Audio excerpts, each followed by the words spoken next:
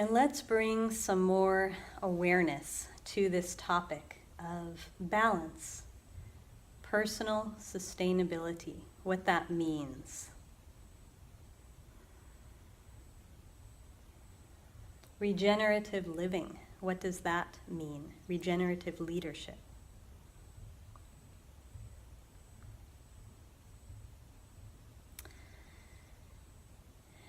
And so we spent some deep time in nature earlier today. The natural world is our greatest ally and greatest teacher in balance, regeneration, personal sustainability. All living ecosystems are designed as systems working together to thrive, for life to thrive, for life to regenerate, for life to be sustained, for life to be resilient through the different dynamics of the natural world. Of change, weather changes, season changes. And somehow, so many people today, as we find ourselves in this world of modern humans trying to survive, let alone thrive, find ourselves up against a tremendous amount of conditioning that points us to non-sustainable living. Just some basic, fundamental distortions and misconceptions that have been passed down to us and that are being modeled in some of our shared systems, such as an unsustainable or dispassionate economy. Certainly a lot of unsustainable and non-regenerative human-built environments that we live in or find ourselves in. And so part of the opportunity now, as we work to heal the myth of separation, is to turn to the natural world as our teacher and to come back to some basic, fundamental understandings that nourish us, that support us in sustaining life. So you know that for many years I was an organic farmer, and organic gardening is a great passion of mine. And one of the fundamental teachings of organic gardening is about process over product. And so as we look for a moment at conventional farming, we can see really clearly and easily that everything about how food is grown and treated has to do with putting the product first. So in order to grow the most, the fastest, the quickest, we're going to deplete soil, use synthetic fertilizer, grow in ways that are nothing like what traditional growers have followed healthfully for hundreds of years. We're going to overuse water. We're going to essentially take away the soil's inherent nutrients. We're going to use way more energy than is necessary for transporting this food. We're going to abuse life in huge ways in order to get to the goal. More, faster, quick. On the other side, an organic grower has some pretty basic wisdom to follow, which is we're going to value process over product. We're going to focus on not necessarily growing vegetables, growing produce, but growing healthy soil. And the soil is what naturally leads organically to healthy vegetables, the right amount for that soil. We're going to maintain certain systems like crop rotation, which works to not deplete the soil, to feed the soil when it needs to. We're going to feed the soil vital nutrients and practice things that don't strip the soil.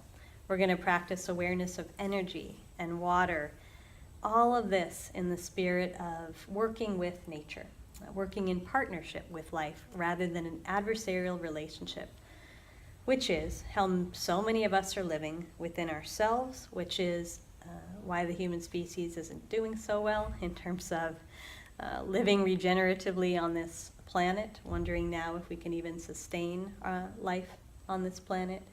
Certainly not with the habit patterns and speed, and specifically not with the focus on product versus process. So look within yourself for a minute just to consider where you are with process, valuing process over product. Consider where you are with personal sustainability. I've found it fascinating in my work to witness so many people who consider themselves conscious, and so many people who are saying, I practice meditation, I practice mindfulness, and yet when they really step back and look at how their life is set up and how their schedule is set up and how regenerative or not their day-to-day is, how they're doing, their position to thrive, there's generally a pretty strong unconscious commitment for many of us to product first. In other words, I'll not take care of this being in the name of producing, or as we've talked about, in the name of achievement, in the name of certain goals.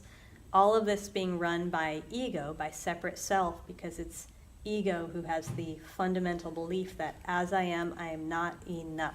There's something fundamentally wrong or fundamentally missing for this being. And it is ego who lives in the world of separate selves, battling one another, separate selves, all trying to compete for who's going to be good enough, who's going to be better than. That's the power over versus power with model. So raise your hand if you can relate to what I'm sharing. Yes, I thought so. And we are at a turning point. We're at a really important moment where the inquiry about process versus product, beginning within ourselves, and then letting that inquiry extend out to how we engage with resources, how our life is set up. We all have the power that we need to thrive. It's about working organically with ourselves rather than having an adversarial relationship with ourselves. It's about working with life rather than against life. And so just consider for a moment, maybe taking in a deep breath, some of the ways that product over process gets in your own way, impacts your own life. There might simply be moments when instead of listening to your natural feedback system, the messaging of your body, of your emotions, your needs arising, you push yourself, you force yourself, that messaging, we got to buck up and push through. You let yourself get depleted. One of my all-time favorite Buddhist quotes is from a Tibetan teacher called Tartong Tolku, who says, "Energy is our most precious resource, for it is the means through which we transform our creative potential into meaningful action." Energy is our most precious resource, for it is the means through which we transform our creative potential, what we're here for, okay, into action. And I would suggest that most of us have not been taught to treat energy as sacred, to treat our energy as sacred. We've actually, a lot of people, just grown up in an external society where energy is just to be wasted. It's not considered. You just flip a switch and you turn on a light and you leave it on as long as you want. You don't think of that as energy being wasted. You just turn on a tap, the way most people grew up, and the water just comes out, and you don't think of that as energy to be honored, energy to hold as sacred. And likewise, your own energy. I suggest you were not taught to hold as sacred your energy in this lifetime, in this saying by Chartong Tolku, the talk in which is held, he continues to talk about how when we're young, we tend to have a tremendous amount of energy. And so we might be young and not so wise. It's easy for us to just use and abuse this energy, to put it towards all kinds of things that might not be in alignment with our deepest heart's desire. Anyone know that from your past or your present? And yet as we get older, there is less energy. It starts to dawn on us. The notion of personal sustainability becomes more real. If we're able to learn this as we're younger, that's an even greater gift. But all of us are positioned to notice distortion, where distortion is running us, through the practice of not taking it personally. Oh, there's nothing wrong with me. There's nothing wrong with this, but it's distortion that I've been fed, conditioned with, in the society I've grown up with. I've seen plenty of people operate in this way, and I'm doing it myself, and to then make gentle correction, okay? And so remember, a fundamental teaching in meditation, and the practice of engaged meditation, seeing our life as our meditation, is that how we do anything is how we do everything. So it doesn't actually matter what we're doing. Doesn't matter what the product is. It matters how we do what we do. And are we cultivating a compassionate process for how we do life, how we engage with life, how we relate to life?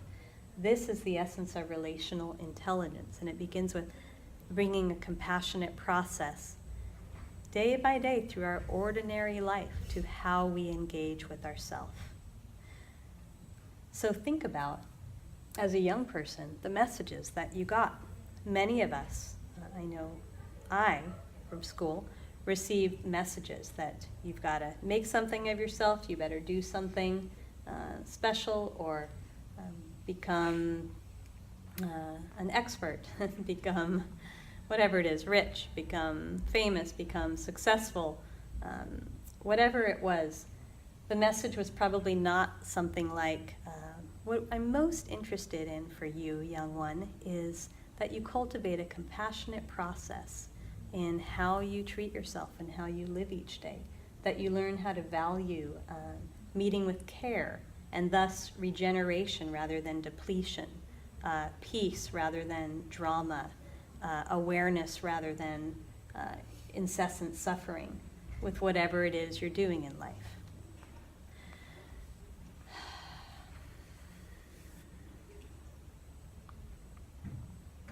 And so I invite us to consider these things and to consider them deeply. What I love about this practice is that it's an invitation. The quality of presence we're cultivating on the cushion, we're being invited to bring into whatever it is that we do in our lives, to bring a quality of presence and awareness. Who's here right now? Who needs compassion right now?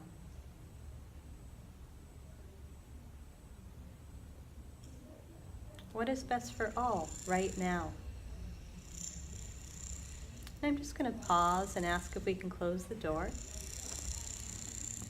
I suspected there would be some construction out there. Thank you, Beth. And so what I truly think is possible for us, and that we absolutely are being required to do and have to do if we're going to cultivate a regenerative world, is consider that the most important thing is not the plants that we're producing, but the soil that's producing it. And what we have an opportunity to do in life is to cultivate healthy, compassionate soil, to focus on the soil within. Everybody with me? To give ourselves, this is an ordinary task. It's not going to feed your ego. Oh, you accomplished some big, huge thing today. Check that off the list. But you can certainly check off the list. Yeah, I did my practices. I showed up the ways that I know. Care for the soil within and care for our shared soil, right? And so, again, it's not going to feed ego. It's not going to feed ego, but it's going to feed true nature. It's going to give you what you actually need and want to thrive, right? For me personally, growing up in a family of change agents, activists, artists, creators, there was a lot of focus on what people were accomplishing. I certainly took on the message that, here to do big things, and seeing people around me do all of these big things, and also really did take on the positive message that each and every one of us has what it takes inside to make a difference in our world, to be a powerful contribution. And yet I witnessed a ton of burnout, drama, upset, depletion, finger pointing. Raise your hand if you're aware of these kinds of things. Let's start just with in the field of your work. Yeah? How about in the field of human relating?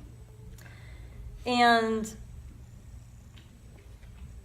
when I was 11 and my father passed, a very unusual thing happened, which was that we had been a relatively poor family, lower middle class, and my father on his deathbed was visited by the headmaster of a very prestigious all-girls school. I was in 6th grade then, about to enter 7th grade, who told my father that I would be accepted into this school and I would be taken care of and my needs would be met. And it was a huge thing for my father, whose family was not even very educated, to receive this on his deathbed. He knew I would be taken care of. So when I first went to this school on the very first day, had the first experience of my entire life where, having grown up with a group of friends and in a place where I felt very held, where I felt completely like a sore thumb, like probably the only Jew, the only short person, maybe the only brunette, the only person not from a really wealthy family. I felt completely out of place in a really competitive environment, and it felt like hell. And yet I stayed there for my entire schooling as a young person because of that exchange with my father. It was sort of like he really wouldn't have wanted that, but I somehow thought he would. So in that time, I learned habit patterns of absolutely not bringing care to this soil. I took on the messaging that we need to use force and push, and that stress was a valid daily experience. Cortisol, excess cortisol, not necessary. Stress is not a needed daily experience. But I took all that on. And of course there was a lot of stress in our family life, not only just my mother being an activist, but having lost a major foundation in our family and having a lot of grief for a long time. And so I was aware that years later, even when I went to train at the monastery, these habit patterns were just stuck in me. They were just stuck in me, and a lot of them came from this messaging that I gradually began to chip away at. And I say chip away at with care because, again, through ego, we are very trained to look at things in a more exaggerated masculine way, kind of going back to that list we made the other day of regenerative leadership versus the old model of leadership, where it's like, what I'm going for is, I had a breakthrough. I learned this practice and immediately I got to the end goal, right? Things being very kind of black and white and about getting there fast. This practice, much of the time, is about gently, lovingly chipping away, gently, lovingly chipping away. It's about, just like when I was a gardener, a farmer, showing up each day with my intention. My intention began with deep listening to the land, deep listening to what this whole living system of the garden needs now in relationship to the season, the soil, the temperature, and serving, showing up to be of service, okay, because I was deeply listening, not ever imposing my ego's ideas or needs, but to serve, and then letting organically the soil begin to thrive. People following me? And so that's the same way we're doing this with ourselves. This is a practice of showing up with love each day, showing up with love each day, and sometimes there are huge cathartic transformations. You have had some right here and then in our 5 days together. Sometimes there are insights that arise, quite often actually, that are life-changing. And sometimes the work is one small step followed by another small step,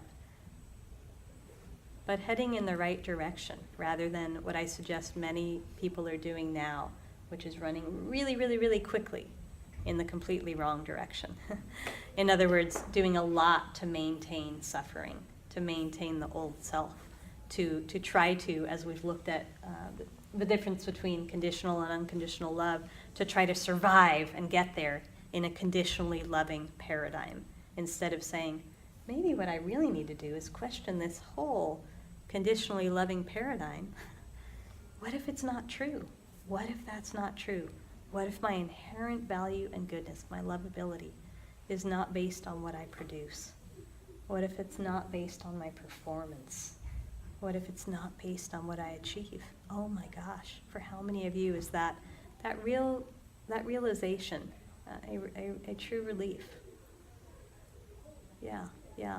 And of course, it doesn't mean that you can't also produce amazing things. The irony is, you actually will produce even more beautiful things when working with life, when aligned with process versus product, okay? And so even if some of you listening are committed right now to work environments where product is what's valued, I'm talking about an internal shift. And you can bring this internal shift to absolutely anywhere you go, anywhere you are. And so I want to pause for a moment and just see if there's any questions or any reflections, okay? And maybe this is a good time for me to actually turn off recording so we can have a safe, quiet space. So hold on one moment.